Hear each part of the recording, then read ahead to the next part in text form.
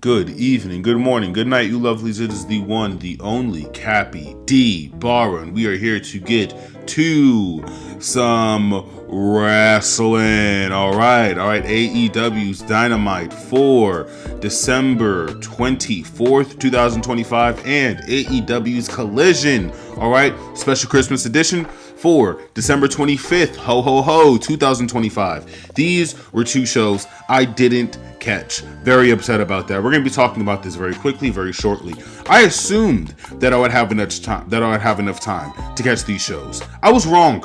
In between Christmas presents and just pure and blatant exhaustion, I wasn't able to watch either of these shows. Now, these are probably some of the most consistent back-to-back viewings of Dynamite and Collision I think I've ever seen. The viewing pattern for one day, right?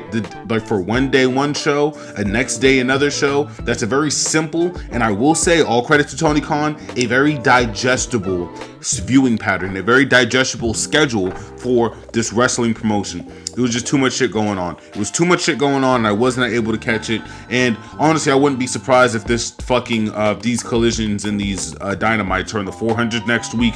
I'm put down, honestly, knowing that there are going to be people out there who are going to be watching the 17th week of fucking Damian Priest and Aleister Black. They're going to be watching the fucking 20th week of fucking Jey Uso and the No Names. But for some reason, because little old me didn't catch one episode of Dynamite, right? That means I just get bought out from the fucking Noza, the Frauda, the Booker. I don't know. It upsets me. And this is a really, really good Dynamite, amazing Collision, and we're just gonna get right into it. All right, World's End is this weekend. It's quite literally tomorrow, so I'm gonna have to make some kind of preparation plans for this event. I don't know how, but it's gonna have to get done. No questions asked on that. What I really do like is the beginning of this Dynamite, though. Konosuke Takeshita versus Orange Cassidy. This is a very cool dichotomy, being that one of the last matches on the Collision card is indeed a Orange Cassidy match. So this is pretty cool. We like how that turns out. The semifinals are going to be taking place with one Kyle Fletcher and Jonathan Moxley versus one Jonathan Moxley and Konosuke Takeshita versus Kazuchika Okada. Okay. I was surprised to see that this Kazuchika Okada and Konosuke Takeshita match was taking place in the semifinals, but there can always be no contest, a draw. We've seen that this entire tournament, for lack of a better word, has left people just shocked in some of these endings. It could be a count out here, double count out here, no contest here, no DQ run-ins, which is awesome, but it really has just taken its own life, this C2 tournament, and honestly, I was very, very happy about it. Konosuke going over, really simple shit on that. Orange Cassidy is an amazing wrestler. Konosuke Takeshita, he's carrying this fucking Continental Classic on his back, damn near, and it is a really, really nice match between these two. Second, we get Roddy Strong versus Mascara Dorada. Now, shockingly, Mascara Dorada, again, we are born the same birth year, so I got a little catching up to do, but he performs and he moves like a fucking man possessed, okay? He runs around that ring, and it is so sharp. His foot placements are so fucking precise. It is insane the things that he can do in that ring. There's a spot where Roddy Strong leaves him to kind of just more or less hover on the second rope, and he finds a way to make that work somehow. It's good, man. It's good shit from these two, and I really, really liked everything that we get from Mascara Dorada. And I like everything that we get from Mascara Dorada. I also think that this is a really good change of pace from the Orange Cassidy match, where he was obviously just moving at a slower, more methodical pace.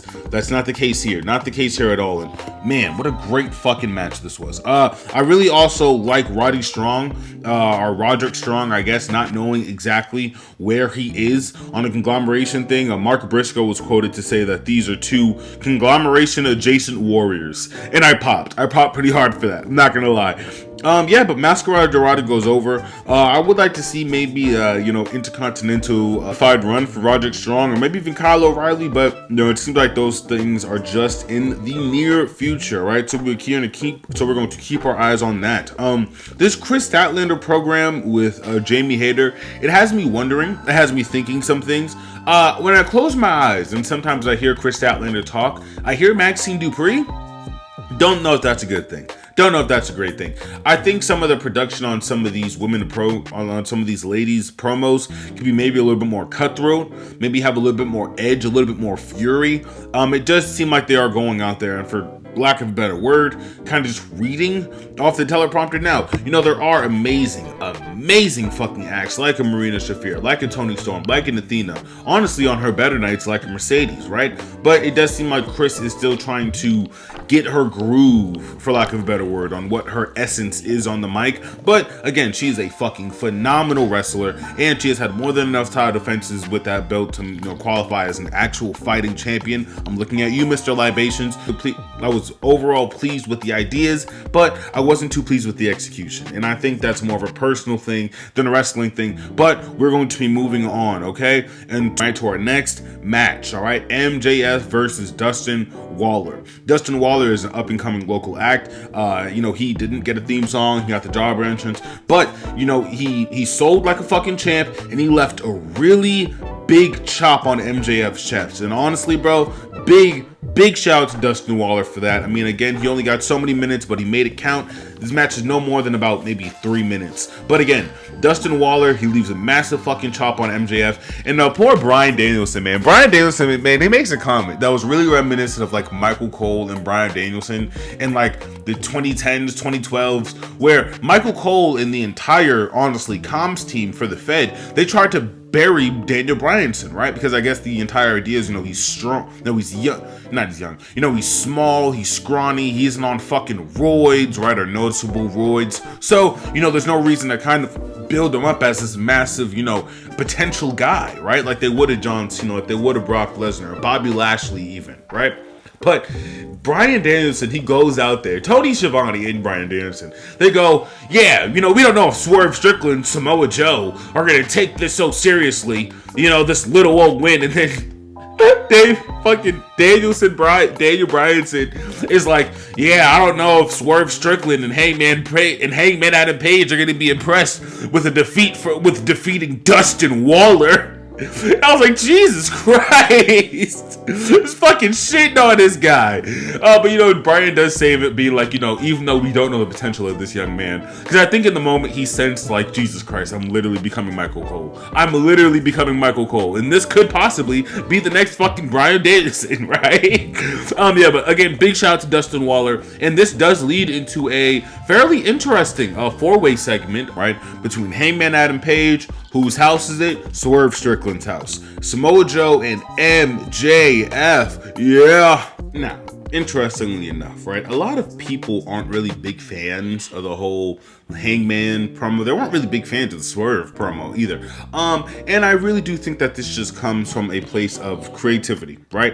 Hangman, for the last couple of months, right, you can kind of say for the entire year, starting off this whole thing with Christopher Daniels at the beginning of the year, has been redemption and rebuilding himself, not only as a wrestler, but as a human being, as a person, right, as a father, as a husband. And it really does seem like his kind of more optimistic personality, it kind of just leaks into this whole badass cowboy persona. And I do think that this is kind of just blamed on creative here. I can't blame anybody else, because Hangman, on paper, he is supposed to be the guy who calls out the bully, who speaks up for the little guy, who stands up to the person who would be the quote-unquote misogynist in the room, right? But again, as I stated, with my Doomsday video, the Nazi-esque kind of right-wing culture that is kind of just permeating in America, when you say things like, hey, you treat women like objects, and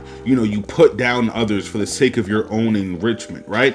That is not something that can kind of just come on its, like, that is not something that is surface level, right? You have to take this idea to its absolute conclusion. And with all due respect, MJF's final conclusion, with the whole heel, snarky, slimy, greasy kind of gimmick, it is kind of like, a bit of a douchebag, a bit of a scumbag, right? And it is what it is. I think that Swerve Strickland and his application of, kind of the reversing of this whole, oh, you're Sean Combs, oh, you're Sean Combs, oh, you're Sean Combs. It hits a really simple through line when he says the word victims, right? He says the word victims and he demonizes MJF for this idea, right? That he does take this place of a, money mogul, money hungry, kind of insanely selfish, self-absorbed individual like a P. Diddy, right? And again, he says the word victims when speaking on the trial, like the trail left behind from MJF. And it's very different than just the punchline being Sean Combs. The punchline is that you're a horrible human being and that people are actively worse off after dealing with you.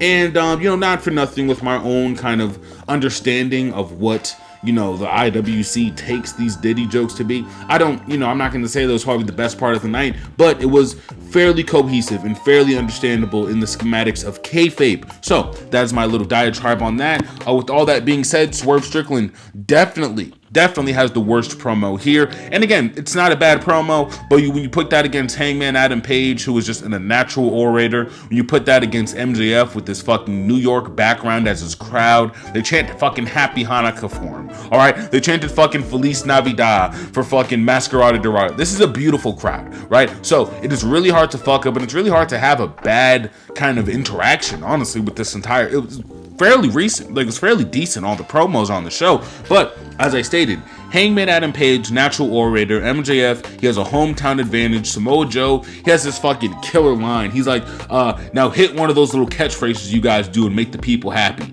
And it's like, wow. Wow. When you think about it, they all kind of got a catchphrase, so it's like, Samoa Joe, you're cooking. One thing I will be giving this show an immediate down for is Samoa Joe not having 2 championships on his shoulder. That pissed me off. I will now be blowing up a residential area in Minecraft for free. Okay. Also, Swerve Strickland calling MJF my scumbag while he's being somewhat seductively being choked out by Hangman Adam Page. Those were words. Those were words I said on a publicly accessed internet show that honestly isn't too fucking historically inaccurate. It's not historically inaccurate. Also, Don Callis at the beginning of the show said that he would have liked for Konosuke Takeshita to rip off Orange Cassidy's acid wash jeans and to choke him out with them. This is a show. I'm not misquoting here. Like, those are words that was said on this fucking program. Oh my god, I gotta love wrestling, huh? So the next things that we're going to be talking about, and the last thing we're going to be talking about with this MJF, Hangman Adam Page, Whose House, and Samoa Joe segment is the Kiss chant. There was at least a good 10 seconds of Kiss chant. This is now the second week of this happening. It must be addressed. It must be stopped. You niggas are sickos. Lastly, the political kind of aspects of this promo with MJF going out there, quite literally being the talk of the town, as I told you guys that he was last week, and kind of just shitting on everyone. Like I said, that Samoa Joe MJF interaction, main event worthy shit. Okay, the story that has been built properly with Hangman Adam Page, MJF, gorgeous. Even on a wrestling aspect, right? We don't have to talk about promo work from these two because it's been a little shaky, right? MJF and Swerve Strickland can put on an amazing match, right? So the building blocks that was given to us last week from this promo, and now this is the result of this promo. Even Samoa Joe being like, yeah, I knew the Ops Dojo wasn't gonna hurt any of you guys. I was just kind of bored back here. It's like everyone is actively trying to get their get back on this nigga Maxwell for last week's promo. Honestly, understandable. It was a pretty good fucking promo. So that is where we end up there. All right. The Babes of Wrath. All right. They have a really cool segment backstage where, they just talk about the leading of Athena and Mercedes, for World's End. That should be a pretty fun match, all in all. Kind of on the back end of that, My World and Hien are going up against Sisters of Sin at World's End. I think it might be on the Zero Dark show. I doubt it is. So, that's also something we will be looking forward to. My World fan club, stand the fuck up. Willa Nightingale, it's very funny. She says that she was so rocked by the O-Face that she just couldn't get her bearings. And I thought about it, and I was like, baby girl, you were not that rocked because sold the O-Face. So you worked that out. You worked that down and out. But big shout out to Willow. As we see, the next match forming up for Ricochet, okay, and Bandino. I really fucking liked the TKO Fierce Tony Khan sign in the front. Also, I really hated the idea that Bishop Khan isn't fucking wrestling. That upsets me greatly. Bishop Khan, future fucking Continental World Champion. You fucking put your fucking bets on that. I want to just talk very quickly about the tag division, right? Bandino is, for some lack of a better word, still kind of in the whole Brody King kind of atmosphere, which is great. Sells tickets, is great graps. Nobody's upset about that. When I think about this tag division, even with the women's tag division, I have to ask myself, is this stiflement on solo runs, right? Because, a Brody King X, who the fuck is the world champion right now? A Brody King X Samoa Joe story, right? Or a Brody King X any one of those four individuals in that ring, right? That is not something that's impossible, right? But Brody King is in the tag division, right? Same thing with Willow Nightingale. A TBS title chance for Willow Nightingale is not out of the question. Very over. Great ability, great crowd work. But she is in the tag division, right? So, with Bishop Khan, Tayona Loda, and Ricochet kind of just being in this tag division, even though Ricochet is the national champion, right? I do feel like there's a lot more room that can be given to some of these tag acts. And, and it's interesting because Bandino going out there in a Brody King kind of outfit, it really doesn't capture the heart and soul of this tag division, right? Which is being there for others and, relying on the kind of willpower and relying on the kind of passion that is built from these tag partners and these tag matches to carry over into the individual matches, right? And even at the end, when Bandino picks up the win, phenomenal match from these two, by the way. Ricochet and Bandino, I mean, you guys could put them in a fucking arena for 5 hours and they fucking keep the crowd on their toes, right?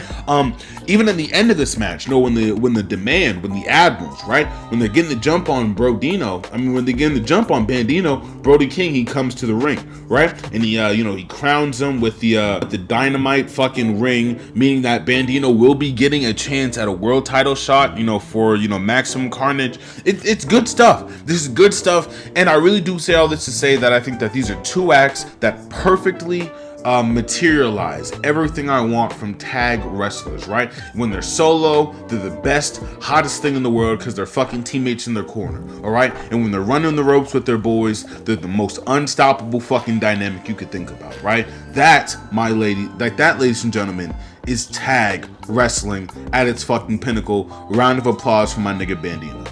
Okay, now looking at these notes, right? There's a lot to get to. So we're going to enter a bit of speed round. Okay, Gabe Kidd pushes Darby Allin down a flight of stairs. Not surprising, not shocked at all. I really do think that was a work injury from your nigga Darby, okay? I do not believe that he was actually injured. From a coast to coast, you get pushed downstairs and thrown off of ladders into sheets of glass. Save me the bullshit, my nigga. Save me the bullshit. Marina Shafir is amazing, and I love her, and she's great. And that's that. Mina Shirakawa has a really amazing theme song. I understand why everyone was so upset about it last year for being changed.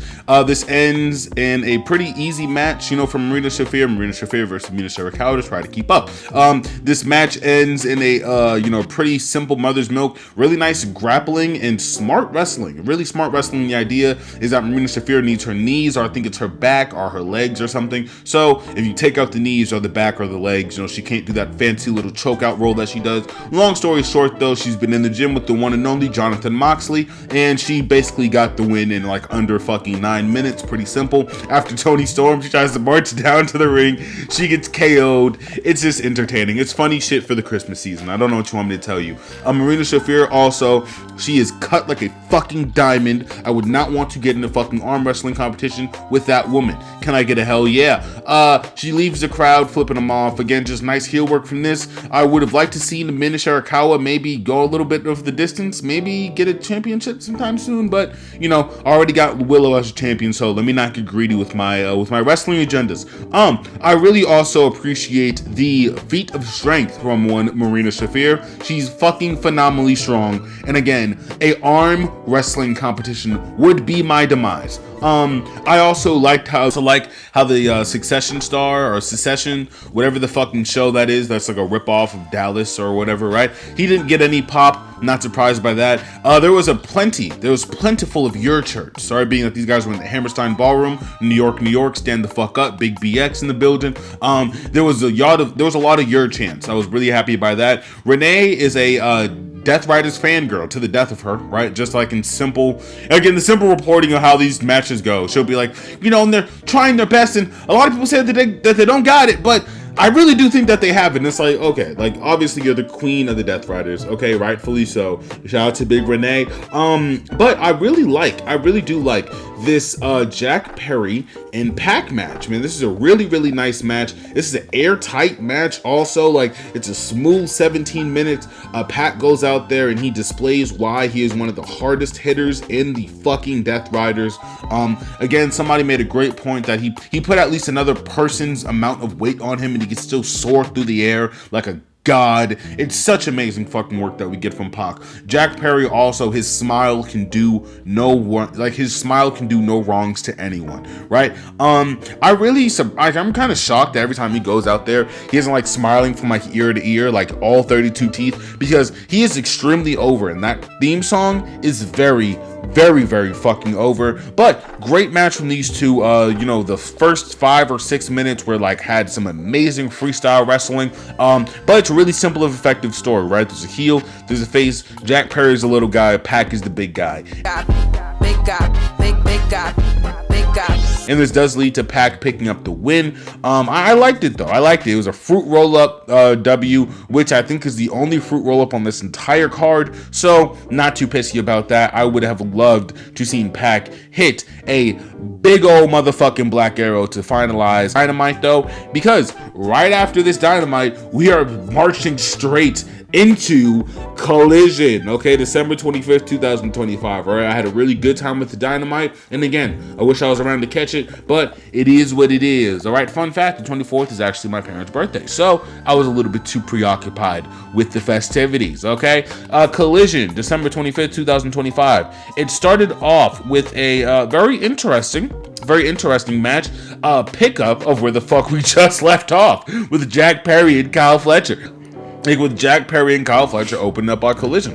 Perry, this is a very, very nice crowd. Again, they're still in the Hammerstein, back-to-back shows. It's just good scheduling. I really appreciated the I've got till 5 referee. Nigel on comms is always great, and the reference to his amazing wrestling career, really, really nice there. I really like this simple premise of just big man versus small man. Okay, I'm a simple guy. What can I say? But overall, really, really nice grabs. Jack Perry, he was like wrestling on one boot for most of this. Jack Perry is such a beast, man. I don't know if he was selling or if it was like real life. I don't know if it was shoot injured, right? Because that Darby, I'm gonna keep saying, I really don't fucking believe Darby was injured from fucking coast to coast, brother. I really don't, right?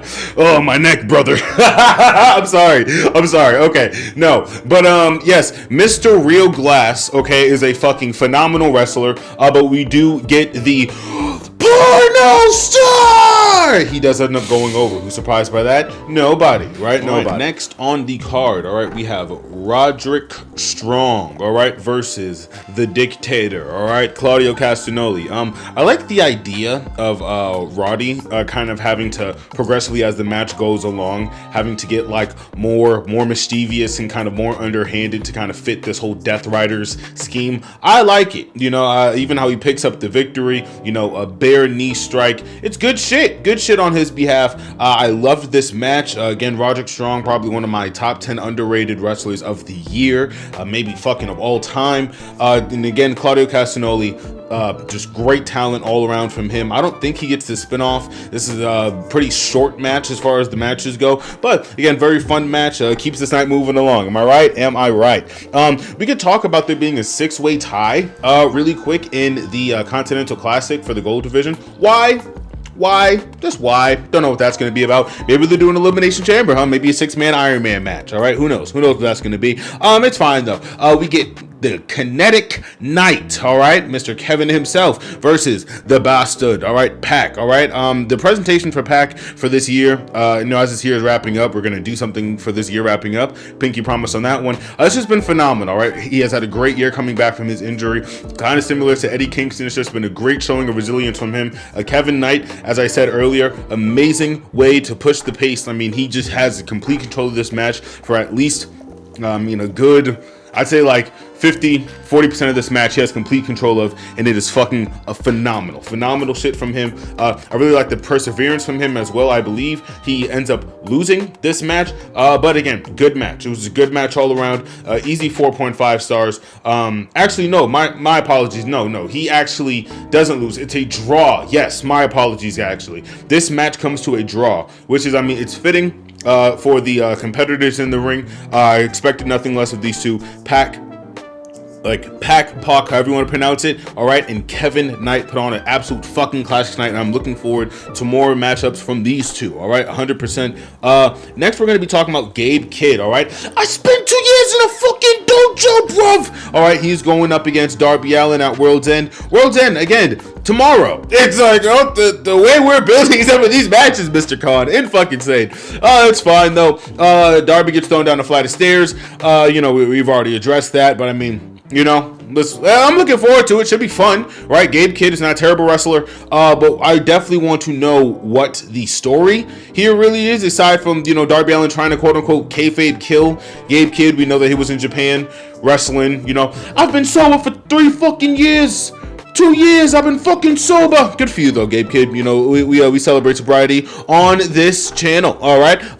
Next we are going to be talking about Maya World in Hyun versus the Babes of Wrath. All right, very fun match. A big shout out to the Babes of Wrath. I love the idea of everyone being like Christmas themed and all jolly. It's cute. It's nice. What can I say? I'm a fucking mark. All right. The word affordability was said in the word New York, all right? So shout out to my nigga Zoran. He's doing big shit out here. And honestly, Willow Nightingale in her fucking mic work is going to be world title worthy one of these fucking days. And honestly, I'm just here for the fucking ride. I'm here for the ride because I know it's coming.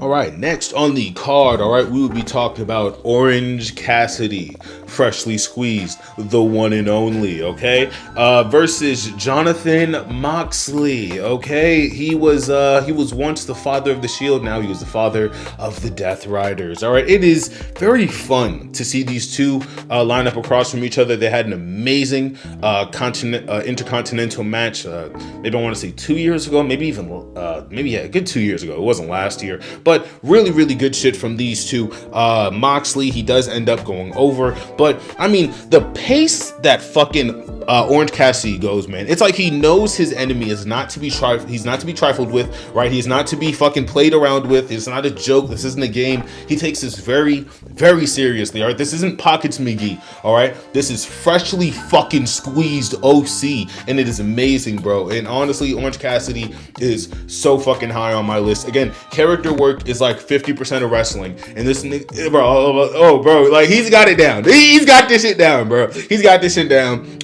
Short to say, and honestly, bro, very beast. There's a great 9 spot, great 9 count spot. Essentially, like they're both out the ring. It's an amazing like wide shot angle, and it essentially goes to both of them running in the ring, essentially right at 9. It was great. And I really liked also that the finish for these matches.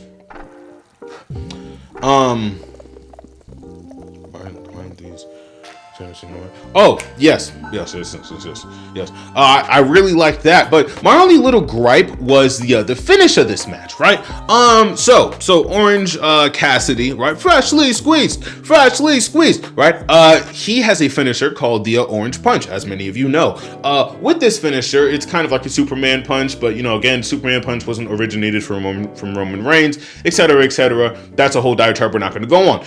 What I will be speaking on though is the idea that 4 of these motherfuckers, 4 orange punches, don't put down Jon Moxley. I don't know how to feel about that.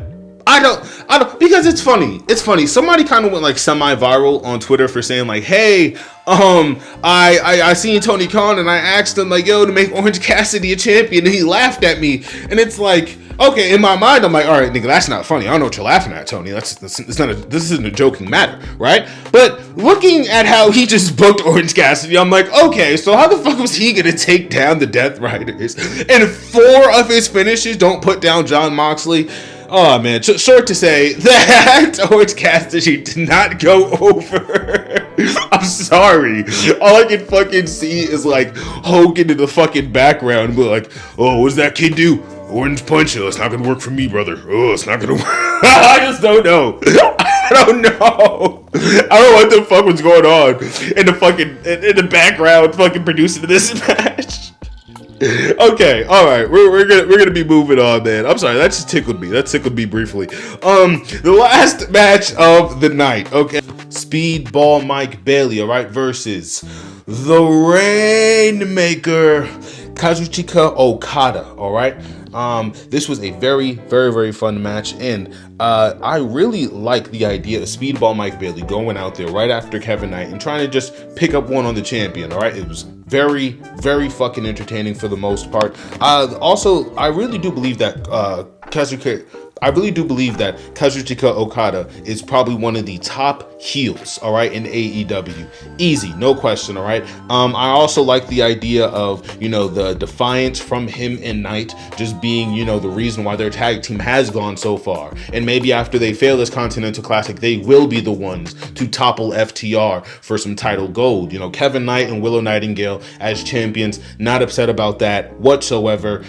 In a perfect world, we would be getting a Konosuke Takeshita and Kazuchika Okada versus each other in the finals, but again, we really don't know what this but we really don't know what this Continental Classic has in store. Again, we still have Kyle Fletcher and Moxley to deal with, so that match is going to be probably very, very yaoi coded. But I mean, listen, it was a very good pairing all in all. I really wish I would have gotten to these, but I was busy. What can I say?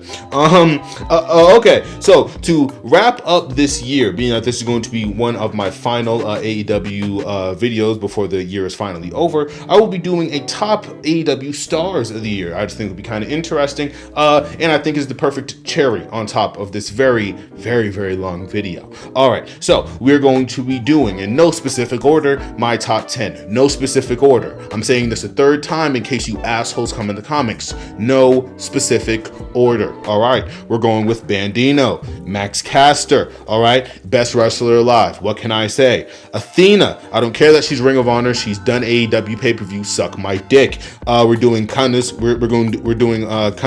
Okada. We're doing